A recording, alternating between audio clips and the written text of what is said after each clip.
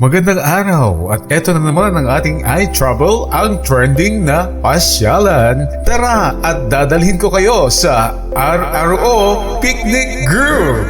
RRO Picnic Grove, isang natural at tahimik na picnic at day trip destination sa Pilipinas. Isang picnic ground na nature spot sa Barangay San Isidro, Dumalneg, Ilocos Norte. Ito ay kilala sa tahimik na kapaligiran sa tabi ng ilog at may mga puno na pine. Perpekto para sa pamilya, barkada o sinumang gustong mag-relax at mag-unwind sa kalikasan. Pwede kang mag-picnic dito at mag-relax. Place na ito ay ideal para mag-picnic sa ilalim ng mga pine trees sa tabi ng malamig na ilog. Maraming espasyo para umupo, magdagdag ng lampara o picnic mat at magkasiyahan kasama ang pamilya o kaibigan. Pwede kang magrenta ng cottage sa abot kayang halaga lang at maghanda na ng pagkain sa buong araw.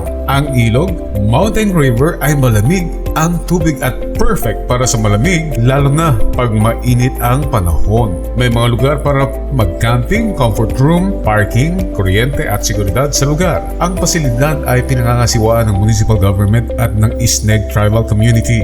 Malapit din sa mga lugar tulad ng Darna Falls at Bolo River, kaya magandang tanawin ang pag-ikot sa lugar na ito pag nag-day trip ka. Minimal lang ang pagpasok, kaya enjoy ang lahat. Huwag kalimutan magdala ng pagkain, inumin at gamit para sa picnic grilling para sa sulit at comfortable ang experience. Mainam itong puntahan sa dry season para mas masaya sa tubig at sa paligid.